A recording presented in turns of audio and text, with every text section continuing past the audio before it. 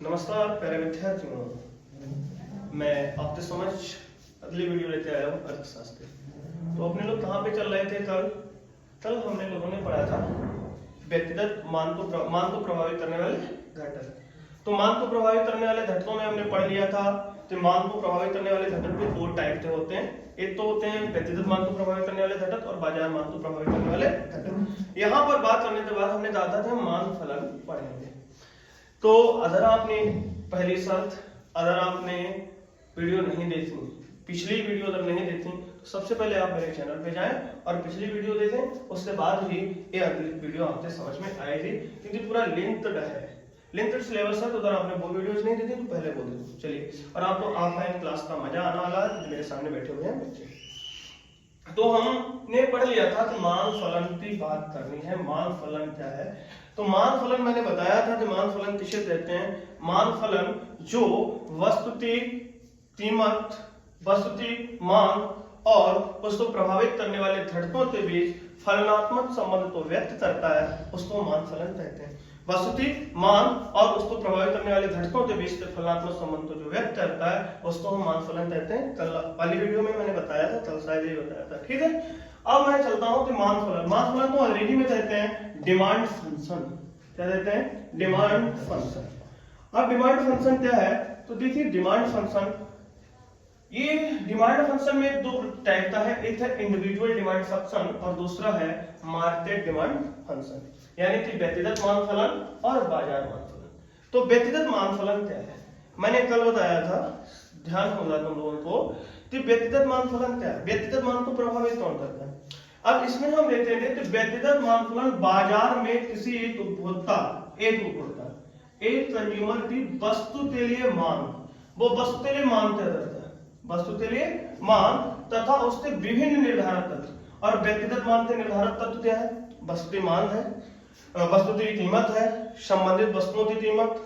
अब जैसे कि स्थानापन्न वस्तु की कीमत मैंने कल बताया था, अगर स्थानापन्न वस्तु की संबंधित स्थानापन्न वस्तु कहते किसे हैं, तो मैंने कल भी बताया, स्थानापन्न वस्तु जो एक के स्थान पर दूसरे को प्रयोग किया जाता है। अब एक वस्तु की कीमत बढ़ जाएगी तो दूसरी की मांग बढ़ जाएगी, सीधी सी बात है। अब एक वस्तु की अगर कीमत बढ़ जाएगी तो एक वस्तु की मांग कम हो जाएगी पूरक वस्तुओं में, जैसे पेट्रोल और या उपभोक्ता की आय। अगर उपभोक्ता की आय बढ़ती है तो अनिवार्य वस्तुओं में क्या करेगा? अनिवार्य वस्तुओं तक निश्चित ही मात्रा में खरीदेगा, उसके बाद यानी अनिवार्य वस्तुओं की एक निश्चित मात्रा तक की मांग बढ़ेगी, निकृष्ट वस्तुओं की मांग कम हो जाएगी, और जो विलासिता की वस्तुएं हैं उनकी मांग बढ़ जाएगी। विलासिता की वस्तु मैंने कल भी बताया था, क्या है? सोफा है, लग्जरी गाड़ी है, जो भी एसीज है। अब जब आपके पास आय बढ़ेगी तो आप निश्चित तौर पर उनको परचेज करोगे, उनकी मांग बढ़ेगी। अब क्या जा रहा है कि व्यक्तिगत मान फलन बाजार में किसी एक उपभोक्ता की वस्तु के लिए, एक उपभोक्ता किसी वस्तु के लिए मांग करता है, और मांग को कौन कौन निर्धारक तत्व है, निर्धारक तत्वों के संबंध को जो प्रकट करता है, उसको हम क्या कहते हैं? उसको हम व्यक्तिगत मान फलन कहते हैं। उसको क्या कहते हैं? व्यक्तिगत मान फलन कहते हैं। तो ये क्या होता है? तो dx equal to function of px, pr, y और t। अब इसको समझना है कि आखिर फंक्शन है, इस तरह डिब्बे में बंद कर लेते हैं आप लोग भी। और मैं हमेशा एक बात आपसे कहूंगा, तुम तो लोग नोट्स लिख ही रहे हो, जो लोग नोट्स नहीं लिख रहे वो कोशिश ये करें कि स्टार्टिंग में जो वीडियो शुरू हुई उसमें बिल्कुल पूरा लिखा था अवश्य, और लास्ट में आप स्क्रीनशॉट ले लीजिएगा। मैं आप हट जाऊंगा, आप स्क्रीनशॉट ले लीजिएगा, तुम लोग तो उतारिएगा, ठीक है। तो मैंने अगर फंक्शन दिया, देखिए इसमें से किसी में भी परिवर्तन होगा। अगर px में परिवर्तन होता है तो निश्चित तौर पे dx में भी परिवर्तन होगा, यानी अगर वस्तु की कीमत में परिवर्तन हुआ तो वस्तु की मांग में भी परिवर्तन होगा, क्योंकि वस्तु की कीमत अगर बढ़ गई तो मांग कम हो जाएगी, और वस्तु की कीमत अगर घट गई तो मांग क्या हो जाएगी? बढ़ जाएगी। अगर PR में परिवर्तन होता है, PR मतलब अगर price of related quantities, PR का मतलब है रिलेटेड क्वांटिटीज, रिलेटेड क्वांटिटीज का मतलब स्थानापन्न वस्तु। स्थानापन्न वस्तु में भी एक स्थानापन्न वस्तु, यानी कि गुड़ के अगर दाम बढ़ गए तो चीनी की मांग बढ़ जाएगी, अगर चीनी के दाम बढ़ गए तो गुड़ की मांग बढ़ जाएगी, अगर पेट्रोल के दाम बढ़ गए तो क्या होगा? अगर पेट्रोल के दाम बढ़ रहे हैं तो कार कम खरीदी जाएगी, यदि कार के दाम बढ़ रहे हैं तो पेट्रोल कम खरीदा जाएगा। सीधी सी बात है, एक वस्तु मान। अब देखो यानी कि इधर बाई उपभोक्ता थी आय में परिवर्तन हुआ, उपभोक्ता थी आय में परिवर्तन हुआ, उपभोक्ता थी आय। अभी अगर उपभोक्ता थी आय 10,000 थी, थोड़े समय बाद उसकी अगर 20,000 हो जाती है तो वो सबसे पहले तो क्या करेगा, सबसे पहले तो अनिवार्य वस्तुएं खरीदेगा। अनिवार्य वस्तुओं की मांग बढ़ेगी, उसकी मांग बढ़ने पर लेते हैं निश्चित सीमा तक अनिवार्य वस्तु है गेहूं खाने की वस्तुएं। अब आप इनको कितना एक निश्चित दर तक थी तो अनिवार्य वस्तु मांग एक निश्चित समय तक बढ़ेगी। निकृष्ट वस्तुएं क्या है, मोटा अनाज, दलिया या कुछ भी और, ज्वार बाजरा मक्का, इनकी क्या होगी मांग कम हो जाएगी। अब इंसान क्या अच्छे किस्म की चीजें यूज करेगा, बेकार कपड़े निकृष्ट वस्तुएं अच्छे कपड़े यूज करेगा। विलासता की वस्तुएं अगर उपभोक्ता की आय बढ़ेगी तो विलासता की भी मांग बढ़ जाएगी। हम एक चीज देखते हैं कि अगर इसमें परिवर्तन होता है तो इसमें भी परिवर्तन हो रहा है, ये हमारा परमात्मक संबंध है। बाई यानी कि आय में परिवर्तन होगा तो मांग में भी परिवर्तन होगा। टी उपभोक्ता की रुचि, अगर उपभोक्ता की रुचि में परिवर्तन होगा तो निश्चित तौर पे डीएच में भी परिवर्तन होगा। तो ये हमारा रहा व्यक्तिगत मान फलन। मुझे समझ में आ रहा है एग्जैक्ट? कोई क्वेश्चन, कोई क्यूरीज नहीं है? आगे चले तो आगे क्या है, आगे है बाजार मान फलन। क्या है, बाजार मान फलन। बाजार मान फलन को कहते हैं market demand function. Market demand function क्या बताता है, तो मार्केट डिमांड फंक्शन बताता है तो बाजार मान फलन किसी वस्तु की बाजार मान तथा उससे विभिन्न निर्धारक तत्वों के संबंध को व्यक्त करता है। बाजार मान में हमने पढ़ा था, क्या पढ़ा था, ध्यान है, कल पढ़ा था, और क्या पढ़ा था कि बाजार मान को प्रभावित कौन करता है, ऋतु में परिवर्तन बाजार मान, जनसंख्या में परिवर्तन बाजार मान को प्रभावित करता है ना, या आय का असमान वितरण हो, आय का समान वितरण न हो पाए, आय का वितरण भी बाजार मान को प्रभावित करता है। तो बाजार मान को ये वाले तो प्रभावित करेंगे। अगर इनमें परिवर्तन होता है तो फिर बाजार मान में तो परिवर्तन होगा ही होगा, साथ साथ ये दो और बढ़ जाएंगे। अगर किसी भी बाजार में जनसंख्या यानी कि उपभोक्ताओं की संख्या में परिवर्तन होता है, किसी भी बाजार में अगर उपभोक्ता कंज्यूमर्स ज्यादा आएंगे तो उसकी मांग ज्यादा होगी। और किसी भी बाजार में भाई तुम ही बताओ कि एक बाजार है और वहां कंज्यूमर्स कम जाएं तो वहां की वस्तुओं की मांग क्या हो जाएगी, कम हो जाएगी। यानी कि अगर वहां की बाजार में जनसंख्या की मात्रा में परिवर्तन हो जाता है तो बाजार मान प्रभावित होगी या नहीं होगी? और अगर आय का वितरण असमान हो जाए, आय का वितरण जब असमान होगा तो अमीर वर्ग हो जाएगा एक और निर्धन वर्ग ज्यादा हो जाएगा। तो अनिर्धन क्या करेगा, मांग कम करेगा, और अमीर उतनी मांग नहीं कर पाएगा, फिर भी मांग प्रभावित होगी यानी कि डीएच प्रभावित होगा। समझ में आई बात? ये क्लियर हो गया। यानी कि पहली बात तो वस्तु की कीमत में परिवर्तन होगा फिर बाजार मांग प्रभावित होगी। वस्तु की अगर संबंधित वस्तु की कीमत में भी परिवर्तन होगा तभी बाजार मांग प्रभावित होगी। अगर आय में परिवर्तन होता है तब भी बाजार मांग प्रभावित होगी। अगर उपभोक्ता की रुचियों में भी परिवर्तन होता है तब भी बाजार मांग प्रभावित होगी। साथ साथ वो तो व्यक्तिगत मांग में भी लगते हैं, लेकिन व्यक्तिगत मांग में ये दो नहीं होते हैं, क्योंकि एक व्यक्ति वहां होता है और यहाँ पूरी बाजार होती है, यानी कि समूचा क्षेत्र होता है और समूचे क्षेत्र में ज्यादा लोग होते हैं। यानी कि अगर जनसंख्या में परिवर्तन, उपभोक्ता की संख्या में परिवर्तन होगा तो निश्चित तौर पे मार्केट फंक्शन यानी कि मार्केट डिमांड प्रभावित होगी। एग्जैक्ट समझ में आ गया? अगर आपके समझ में आया, अब हम मांग फलन के बाद पढ़ेंगे मांग पत्र। क्या पढ़ेंगे? मांग पत्र। आखिर मांग रेखा क्या है, मांग रेखा किसे कहते हैं, तो इससे आगे हम मांग रेखा के बारे में बात करें। ठीक है,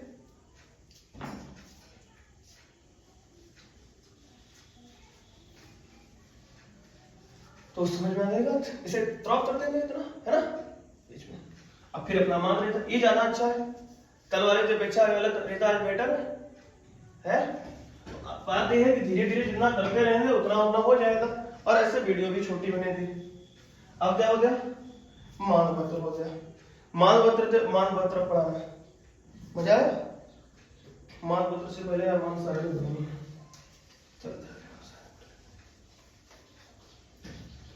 आप बताओ, मांग समझ में आया? मान वैसी रट जाएगी, मान नहीं सब कुछ रट जाएगा, क्योंकि बहुत पढ़ना पड़ेगा।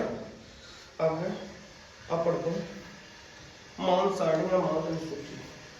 मान सारणी, मान सारणी या साथ ही साथ लिख देता हूँ, वीडियो लंबी हो जाएगा, हैं? साथ ही साथ लिखते चले, साथ ही साथ लिखते चले, टाइम। तो अब जरूर ध्यान देना, अब मान फलन की बात कर ली, मान फलन के बाद हम पढ़ेंगे मान सारणी। क्या पढ़ेंगे? मान सारणी। और मान सारणी की सहायता से ही मान पत्र पढ़ाया जाता है, तो अब हम मान पत्र पे बाद में चलेंगे। मान सारणी कहते हैं किससे है? तो विभिन्न मूल्यों पर किसी वस्तुति मादी गई मात्रा बताने वाली सारणी। विभिन्न मूल्यों पर वस्तुति मादी गई मात्रा, जैसे किसी का मूल्य, ये सारणी 10 है तो आपने डिमांड 5 की, किसी का मूल्य 20 हुआ तो आप, किसी का मूल्य 5 हो गया तो आप डिमांड 10 करोगे। तो यहाँ पर फिर आपका किसी का मूल्य 1 हो जाए तो आप डिमांड करोगे। तो यहाँ पर विभिन्न मूल्य हैं और इस पर मान लीजिए मानी जाने वाली मात्रा भाई, तो विभिन्न वस्तुओं विभिन्न मूल्यों पर किसी वस्तुति मादी गई मात्रा, विभिन्न मूल्यों पर किसी वस्तुति मादी गई मात्रा क्या कहलाती है? मान सारणी कहलाती है। तो हम इसकी परिभाषा क्या लिख लेंगे, आप लोग भी नोट करते रहिएगा, ठीक है? बिल्कुल कुछ, क्योंकि साथ ही साथ हम मिटाने की मेरी आदत है। तो विभिन्न मूल्यों पर किसी वस्तुति मादी गई मात्रा, विभिन्न मूल्यों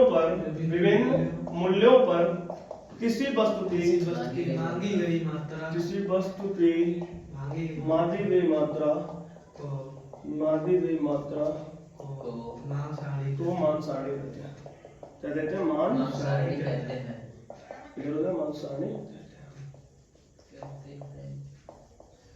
किसी विभिन्न मूल्यों पर किसी वस्तुति मादी गई मात्रा को मान सारणी, और मान सारणी को अंग्रेजी में क्या कहते हैं? मान सारणी को अंग्रेजी में कहते हैं डिमांड शेड्यूल। क्या कहते हैं? Demand schedule.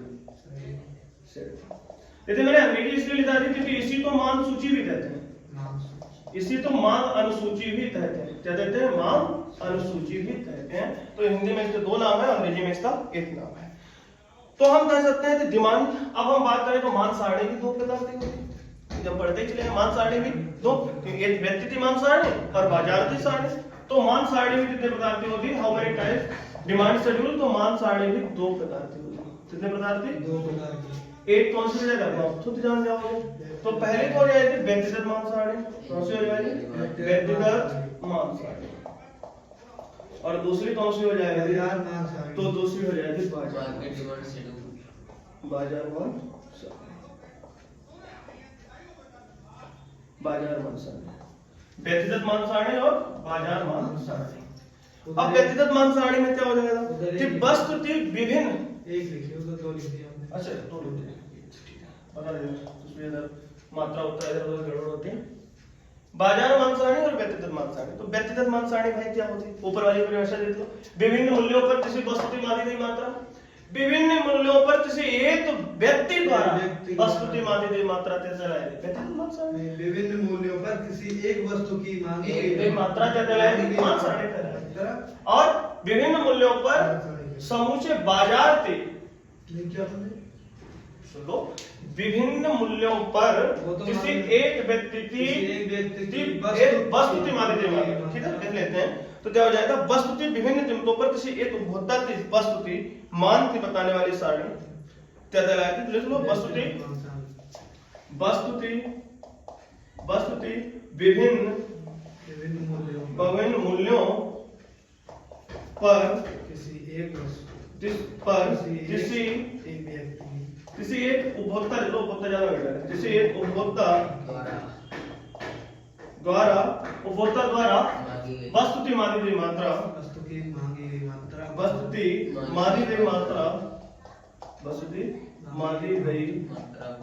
को व्यक्तिगत मान सारणी।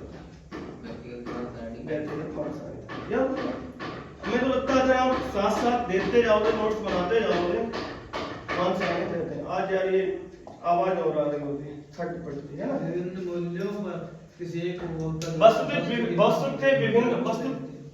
वस्तुति विभिन्न मूल्यों पर किसी एक उपभोक्ता द्वारा वस्तुति मादी गई मात्रा को क्या कहते हैं? व्यक्तिगत मान सारणी कहते हैं। और वस्तुति विभिन्न कीमतों पर संपूर्ण बाजार की मान को बताने वाली सारणी, वस्तुति सर जी वस्तु की जगह पे वस्तु की है, विभिन्न वस्तुति ठीक है, समझ जाएगा। वस्तुति विभिन्न कीमतों पर किसी एक उपभोक्ता द्वारा वस्तुति मान को उपभोक्ता द्वारा वस्तुति मान की मात्रा को बताने वाली, यहाँ कर लो मात्रा को बताने वाली सारणी को व्यक्तिगत मांग सारणी कहते हैं। व्यक्तिगत मांग सारणी कहते हैं, है ना? तो याद हो जाएगा। अब क्या है दूसरा है वस्तुति विभिन्न मूल्यों पर विभिन्न कीमतों लिखो, ज्यादा सही है। विभिन्न कीमतों पर विभिन्न कीमतों पर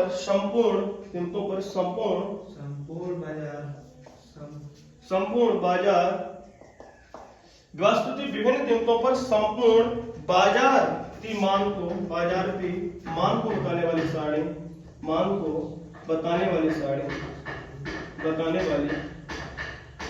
आज ये शोर बहुत हो रहा है। बताने वाली सारणी को क्या देते हैं? बाजार मान सारणी। याद हो जाएगा सबको, बाजार मान सारणी आप लोग नोट करते रहिएगा। मान सारणी कहते हैं, बाजार मान सारणी, ठीक है। अब व्यक्तिगत मान सारणी क्या होगी? जैसे हम एक उदाहरण ले लेते हैं। आप लोग ने सेब खाए होंगे, खाए सबने खाए, रोज खाया जाता है 1 Apple per day 3 packet away. अगर ये एप्पल आप ईट 1 एप्पल पर डे 3 पैकेट, एक सेब आप अगर रोज खाते हैं तो आप तो डॉक्टर से दूर रखते हैं, सीधी सी बात है। तो भैया यहाँ पर क्या है? सेब की कीमत, यहाँ पर क्या है? सेब की कीमत। हम एक सारणी का ग्राफ अलग से बनवा देते हैं, ठीक है? तो ये आप नोट तो कर लिया आपने, नोट कर लिया तो मिटा दें इसे, मिटा देते हैं। तो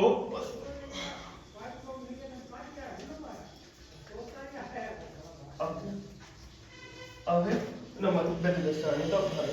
तो व्यक्तिगत सारणी क्या हो जाएगी? व्यक्तिगत सारणी जैसे व्यक्तिगत सारणी व्यक्तिगत सारणी में क्या होता है? इधर हो जाएगा, जैसे हमने कहा सेब की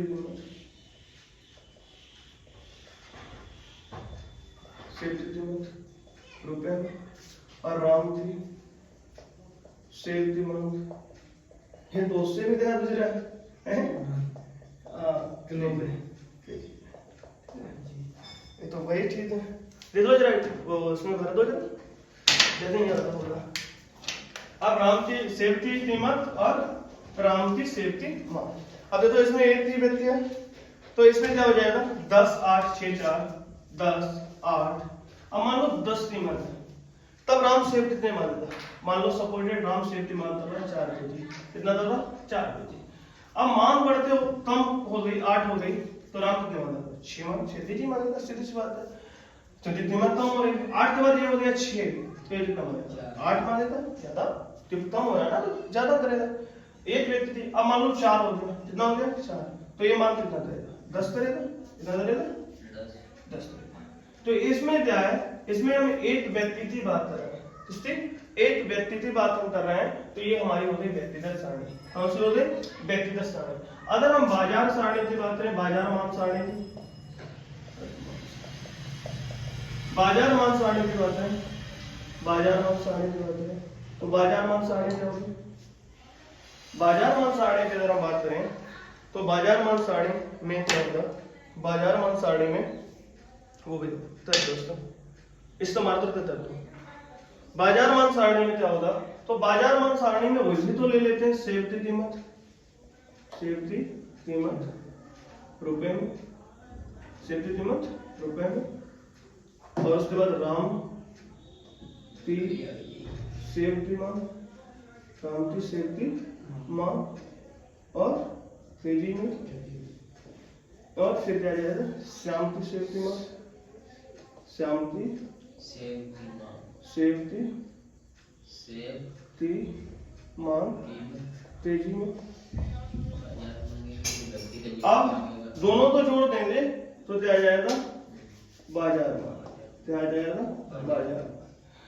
यानी कि ये दो उपभोक्ता थे, विभिन्न उपभोक्ता हो सकते हैं। अब हम ले लेते हैं कि जब 10 रुपए थे तो राम 4 खरीद रहा था और ये खरीद रहा था 2, ये कितना खरीद रहा था? तो सर जिसको मान सकते हैं कस्टमर है कंज्यूमर।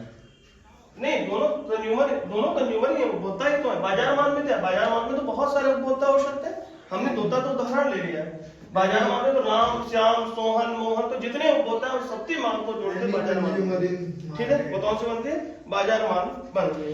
तो जब 10 रुपए कीमत थी तो राम की आय कम रही होती है, ज्यादा रही होती है, वो 4 रुपए बेच रहा, ज्यादा रही होती।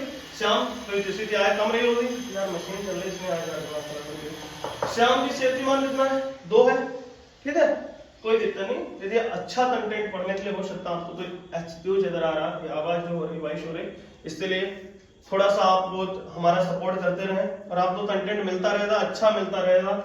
मुझे नहीं लगता यूट्यूब पे इतने डेप्थ में, क्योंकि ऐसे पढ़ाता नहीं तो ये सब अपना एडिट कर के लाते हैं, हमें कोई एडिट नहीं करना, कोई प्रमोशन नहीं थे, कोई प्रमोशन नहीं थे, कोई प्रमोशन नहीं थे। ठीक है यार, कर दोगे सब्सक्राइब, ठीक है, ना करोगे कोई दिक्कत नहीं, पढ़ लो बस, ठीक है। 10 अब कीमत कम हुई तो इसने दे दिया, इसने 6 कर दिया, इसने 4 कर दिया, और कीमत कम हुई तो इसने डिमांड बढ़ा दी और इसने दे दिया, इसने 8 कर दिया और इसने 6 कर दिया। अब ये 10 हुई, सॉरी 4 हुई तो इसने 10 कर दिया, इसने 8 कर दिया। अब हम देखें तो बाजार मान क्या हो जाएगी? बाजार मान हो जाएगी 4 और 2, बाजार मान हो जाएगी 6, और इसको हो जाएगा 6 और 4 10, 6 और 4 10, इसलिए हो जाएगा 8 और 6 14, ये कितनी हो जाएगी? 14, और ये हो जाएगी 10 8।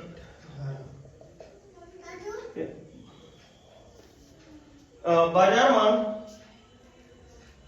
मान क्या हो जाएगी? तो राम की मान और राम की सेफ्टी मान कितनी है और श्याम की सेफ्टी मान कितनी है, तो इस दोनों को बाजार मान कहते हैं। इसको क्या कहते हैं? बाजार मान कहते हैं। बाजार मान क्लियर हो गया। बाजार मान और बाजार मान सारणी क्या है और व्यक्तिगत मान सारणी क्या है। अब उसके बाद हम पढ़ेंगे मान वक्र। अब क्या पढ़ेंगे? मान वक्र। तो चलिए मान वक्र के ऊपर चलते हैं। अच्छा ईमानदारी से बताओ, क्या तुम्हें ऐसा लग रहा है कहीं से कि जो पढ़ने स्टार्ट करेगा वो छोड़ेगा? इंटरेस्ट बढ़ रहा? तुम लोगों का बढ़ रहा? हिंदी में बताओ, तुम लोगों का बढ़ रहा? अगर तुम लोगों का बढ़ रहा है ना तो फिर सबका बढ़ेगा। इसीलिए मैंने 2-3 बच्चे रखते पढ़ाएंगे, सबका नाम भी लिया करेंगे, तोड़गढ़ में नाम चेंज कर देंगे, ठीक है। 22 मिनट में अभी एडिट भी हो जाएगी, कम से कम 4-5 मिनट तो हट जाएगी। अब ये है ए पढ़ाने का तरीका, थोड़ा पढ़ने गया था ना।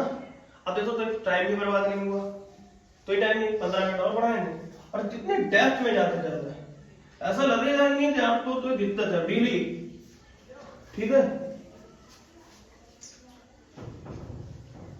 और क्योंकि इसको तो वीडियोस और अकाउंटिंग के भी अपने डाले हैं हिसाब से, जैसे अकाउंटिंग पढ़ाते हैं वैसे डालते हैं, जहां पे देखते हो वहां पे एडिट करते हैं। जरूरी हम साला 1 घंटा स्पेशल निकाले वीडियो के, देखने वाला इस पे भी देखेगा, नहीं देखने वाला कहीं नहीं देखेगा, है ना। अब क्या हम पढ़ेंगे मान वक्र। अब हम क्या पढ़ेंगे बेटा? मान वक्र। इसलिए फिर चलते हैं ठीक ठाक। मतलब आज यार बहुत थकते भी बहुत हैं। मान वक्र, और मान वक्र क्या है भर दिया तुमने बढ़िया सा। अब मान वक्र पे बात करते हैं। तो मान वक्र इधर डिमांड सूची है, तो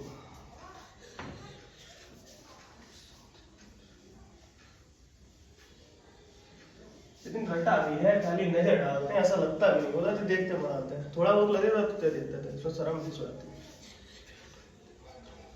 पढ़ के कौन आता है? तो पढ़ के ही पढ़ाते हैं। अब पढ़ते हैं भैया मान वक्र। क्या पढ़ते हैं? मान। हमने अभी मान फलन पढ़ा, फिर हमने मान सारणी पढ़ी। मान फलन में भी हमने 2 चीजें पढ़ ली, अब तो ध्यान होगा क्या पढ़ा। मान सारणी में हमने व्यक्तिगत मान सारणी और बाजार मान सारणी, मान फलन में भी हमने व्यक्तिगत मान फलन और बाजार मान फलन बात कर ली। अब हम मान वक्र की बात करें। मान वक्र को अंग्रेजी में क्या कहते हैं? तो मान वक्र को हम कहते हैं डिमांड कर्व। इसका दूसरा नाम भी है, इसको मांग रेखा भी कहते हैं, ठीक है।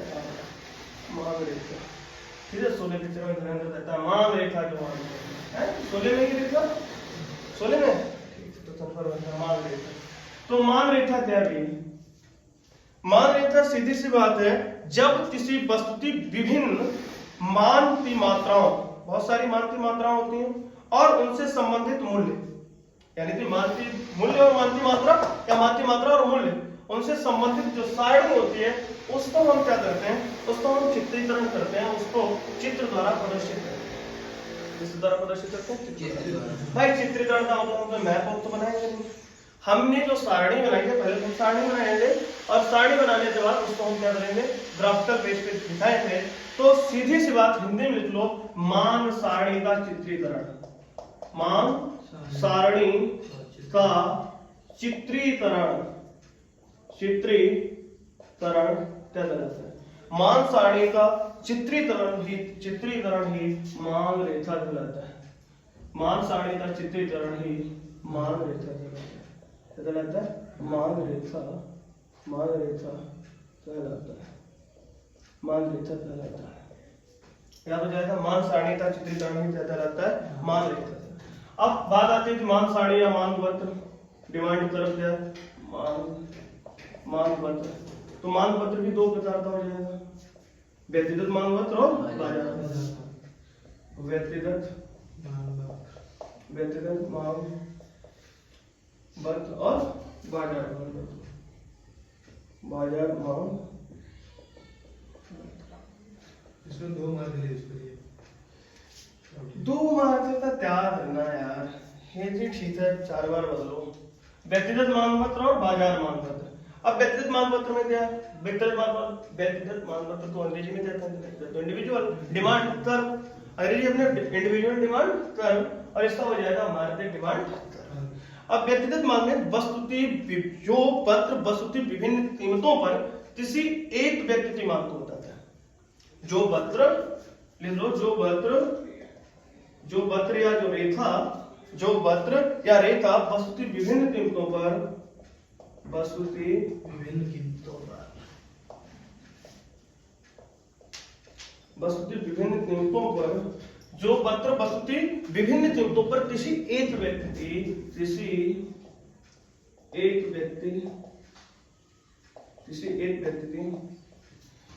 व्यक्ति मांग को बताता है, मांग को बताता है।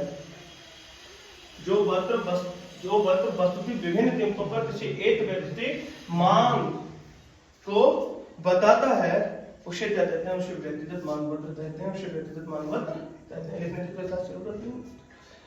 अब क्या है? तो व्यक्तिगत मान पत्र कैसा होगा? अभी हमने पढ़ा, व्यक्तिगत सारणी पढ़ी है, व्यक्तिगत सारणी की सहायता से व्यक्तिगत मान सारणी का चित्रीकरण ही व्यक्तिगत मान पत्र कहलाएगा। इसको दूसरा आप सीधे कह सकते हो, या व्यक्तिगत मान सारणी का चित्रीकरण, व्यक्तिगत मान सारणी का, व्यक्तिगत मान सारणी का चित्रीकरण,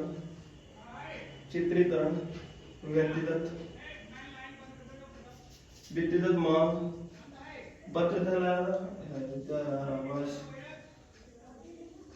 व्यक्तिगत मान सारणी का चित्रीकरण व्यक्तिगत मान पत्र कहलाएगा।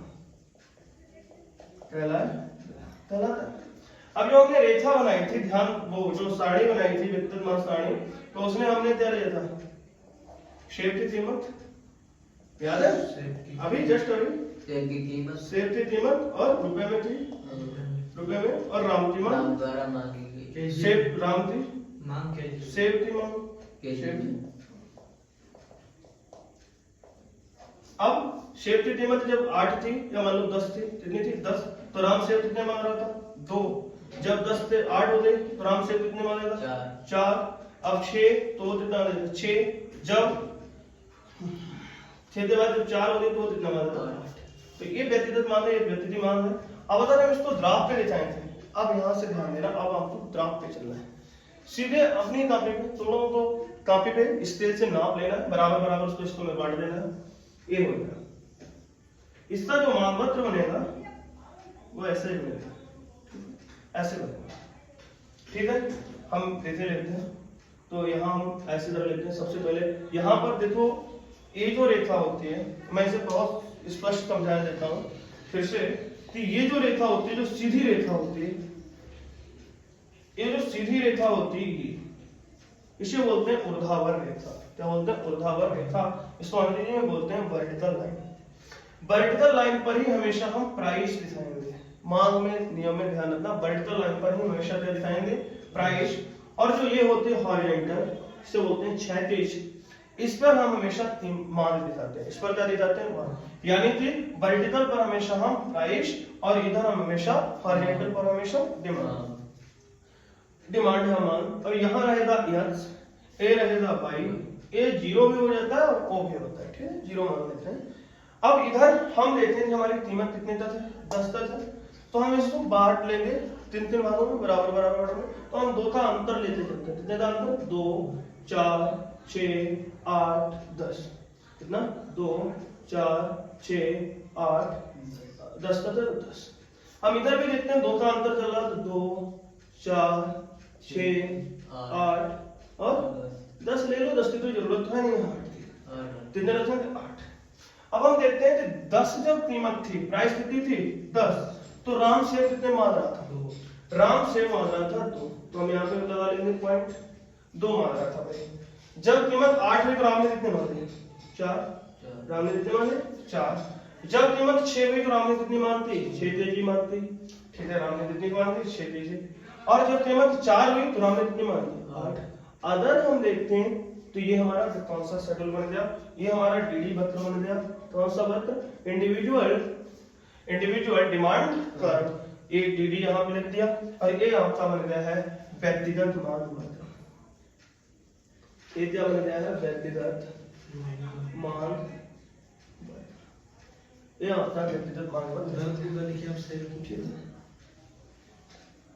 ठीक है। राम की सेफ्टी उधर से ग्राफ में लिखिए। हाँ वो, और इधर क्या हो जाएगा? तो इधर ये जो है, इधर आपने क्या ली है? आपने सेब की कीमत ली है, इधर आपने सेब की कीमत ली है, और इधर आपने क्या ली? राम की सेब की मान, राम की यहाँ पर मान, और किसकी मांग है? वो राम की है, ठीक है। ये आपका व्यक्तिगत मान होते हैं।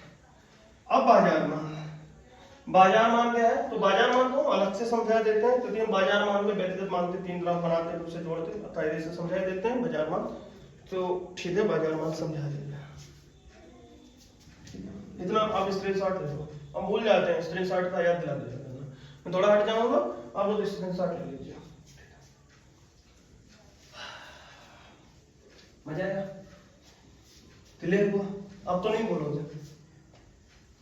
इतना अच्छा तो बैच में भी नहीं पढ़ाते थे, इतना डॉक्टर कौन जानता है? बैच में उधम ज्यादा होता है, उस वाले बैच में तो दुर्दशा थी। ड्रॉप कर देना होगा ना। क्या हुआ? फीवर है ना? अरे यार चलो दवाई ले चलते हैं। अब बाजार में कौन पढ़ा थे? क्यों? 32 मिनट की हो गई। 32 मिनट बाजार मान तो नहीं पढ़ा था, बाजार मान पढ़ा था।